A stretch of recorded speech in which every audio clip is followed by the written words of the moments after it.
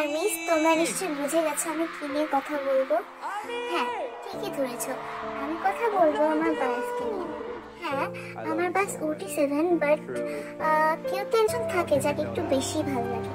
আমি কথা বলবো তাকে নিয়ে। সে আমার মেন বায়াস, সে হচ্ছে ফি, যাকে আমি বদের হাড্ডি বলি। একটা কথা তোমাদেরকে বলতে চাই, আমি কিন্তু একজন নিউ আর্মি, আমি কিন্তু BTS আর্মি ছিলাম না। তোমরা প্রবাবলি 2022 সাল থেকে BTS আর্মি হয়েছ, 21-22 এরকমই প্রায় সবাই। আমি আর্মি হয়েছি মনে হয় এই 4-5 মাস হলো। আসলে BTS যখন ফার্স্ট আসছিল তখন আমি BTS নিয়ে অত ভাবিনি, মানে জিনিসটা যে আসলে কি, আমি এমনি সার্চ দিয়ে BTS এর গান শুনেছিলাম। সো আমি তো ইংলিশ অত ভালো করে বুঝতাম না, এখনো বুঝি না যদিও।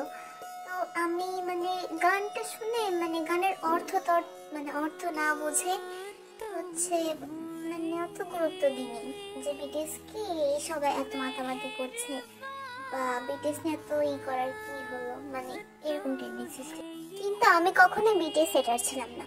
তখন দেখতাম আমাদের ফ্যামিলির আমার কাজিন আছে অনেকেই হচ্ছে বলতো যে BTS হিজড়া, মেকআপ করে, এইসব বলে, এইসব করে। আমি কিন্তু কখনোই বলিনি যে BTS হিজড়া। পছন্দ ছিল না, অপছন্দ ছিল না, জাস্ট BTS একটা ব্যান্ড এইরকম হিসেবে আমি কখনো ঘৃণা করিনি, যেটা হিটার্সরা করে। দেখো, যেই আমি BTS পছন্দ করতাম না, অপছন্দ করতাম না, সেই আমি থেকে এখন আমি আমি BTS পছন্দ করতাম না, সেই আমি এখন সারাদিনই BTS এর কথা ভাবি, বিশেষ করে ভি। আমি তোমাদেরকে ফার্স্টে বলি আমি BTS আমি কিভাবে হলাম। আমি যখন টিকটক দেখতাম তখন ওখানে BTS এর অনেক এডিট আসতো। ফার্স্টে আমি স্কিপ করতাম, তারপরে কয়েকটা দেখতাম, স্কিপ করতাম। আমি যখন আর্মি ছিলাম না তখনও কিছু শর্ট এফএফ আসতো টিকটকে, ওই শর্ট এফএফ গুলো পড়তে আমার ভালো লাগতো, আমি সেগুলো পড়বো। একদিন টিকটকে আমি এমন দেখছি, তো ওই জায়গায় ফেক লাভ গান দিয়ে একটা এডিট করা। আমি তো কাউকে চিনতাম না তখন, তো এডিটটা দেখে আমার খুব ভালো লাগছিল, গানটা অনেক সুন্দর লাগছিল, মিউজিকটা। তো আমি ভাবলাম কি দেখাই যায় একবার যে ফেক লাভ গানটা আসলে কেমন। তারপর আমি ইউটিউবে সার্চ দিয়ে দেখলাম, তো ফেক লাভ গানে তোমরা তো জানোই বেশিরভাগ ফুল মোস্ট অফ দ্য টাইম কোরিয়ানেই বলে, আর হচ্ছে খুব কমলা ইংলিশে বলে। সো আমি করলাম, সার্চ দিলাম বাংলা সাবটাইটেল। তারপর বাংলা সাবটাইটেলটা দেখলাম। তারপরে দেখুন এত সুন্দর গানের অর্থটা, অর্থ দেখার পরে আমার খুব ভালো লাগলো গানটা। তারপর থেকেই BTS এর গান দেখা শুরু করলাম, ইউটিউবে সার্চ দিলাম, সার্চ দিয়ে আরও কয়েকটা গান দেখলাম, বাটার, ডায়নামাইট, তারপর জাস্ট ওয়ান ডে, এগুলো দেখলাম। তারপরে আস্তে আস্তে ওই গানগুলো আমার ভালো লাগা শুরু করলো। টিকটকে BTS মেম্বারদের অনেকগুলো এডিট দেখলাম। তারপর দেখতে দেখতে একসময় বোঝা শুরু করলাম কে কোনটা। টাইম লাগছিল অনেকদিন, তারপরেও বুঝলাম আসলে কে কোনটা, তারপরে ভালো করে চিনলাম এক সময়। তারপরে হচ্ছে মেন সমস্যা। এখন সমস্যাটা হলো আমার বায়াস কে হবে। আমার তো ভি আর জাংকুক দুজনকেই পছন্দ হলো, সেই পছন্দ, কেউ কারো চাইতে কম যায় না, আর দুজনের তো অনেক ভালো বন্ধু। আমি সিলেক্টই করতে পারছিলাম না কাকে আসলে চুজ করব। ভিও সেই, জাংকুকও সেই, তারপর এইটা নিয়ে অনেক ভাবলাম আসলে আমার বায়াস কে হবে। আমার bias OT7, but main bias তো যে কোনো একজনই হবে, তাই না? দুইজন তার হতে পারে না। তারপর অনেক ভাবলাম, ভাবনা চিন্তা করলাম, তারপর অনেক কষ্ট করে ভি আর জাংকুকের মধ্যে থেকে অবশেষে অনেক দিন ভেবে চিনতে ভিকে চুজ করলাম। এবার আমি বলবো ভি কেন আমার বায়াস হলো। তোমরা তো জানোই BTS এর প্রত্যেকটা মেম্বারই অনেক স্ট্রাগল করে এই পর্যায়ে এসছে। প্রথমে তাদের এর কাজটা এত সহজ ছিল না, বাট তারা তাদের পরিশ্রমের জন্য এখানে এসছে। তোমরা তো সবাই জানো, তারপরেও বলছি যে তো কৃষকের ছেলে ছিল, শুধুমাত্র এই সামান্য একটা কারণে ওকে একটা আমি রিজেক্ট করে দিয়েছিল, রিজেক্ট। যাই হোক, তো মানে এইটা শোনার পর থেকে মানে আমার খুব খারাপ লাগছিল যে মানে এত ভালো মানে এত সুন্দর একজন মানুষকে একটা মেয়ে কিভাবে পেয়ে হারাতে পারে। তো বাদ দাও ওর কথা। তো ভিতা আসলে অনেক কিউট, মানে ওর হাসি দেখলেই মানে আমার মন ভালো হয়ে যায়। ওর মানে ছবি দেখলে ওর ছবি মানে এই মানুষটা এত সুন্দর যে কি বলবো।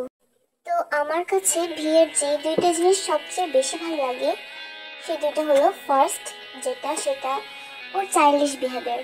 দেখবা ও সবসময় বাচ্চাদের মতো করে, মানে ওকে দেখে মনেই হয় না যে ওর বয়স 29 বছর।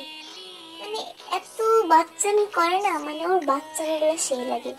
ওর এই চাইল্ডিশ বিহেভিয়ারটা ফার্স্ট কারণ। সেকেন্ড কারণ হচ্ছে ওর ঢং করা আর ওর যে দুষ্টামিগুলা করে সেগুলো, এগুলো আমার খুব ভালো লাগে।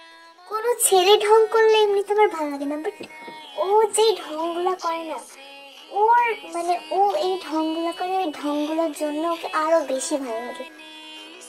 আর ওর ফ্যামিলির প্রতি ওর ভালোবাসা, ওর দাদির প্রতি ওর এত ভালোবাসা, মানে ওর যে সবাইকে অনেক রেসপেক্ট করে, ও যে সবার সাথে এত ফ্রেন্ডলি ভাবে মিশতে পারে, ওর মানে ওর সব কিছুই মানে ওর পা থেকে মাথা পর্যন্ত সব কিছুই আমার ভালো লাগে। তোমরা নিশ্চয়ই তোমাদের বায়াসকে নিয়ে ভাবো, আমিও ভাবি মানে ভিকে নিয়ে।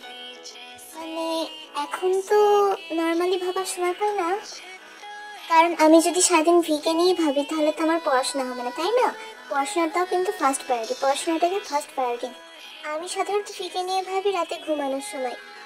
তোমরা তো জানোই মানে আমরা যে ড্রিমগুলো দেখি আমাদের বায়াসদেরকে নিয়ে, সেটা কোনোদিনই সত্যি হবে না, তাও আমরা ভাবি, কারণ আমরা এইরকমই মানুষ। বাস্তবের চেয়ে কল্পনা অনেক সুখী।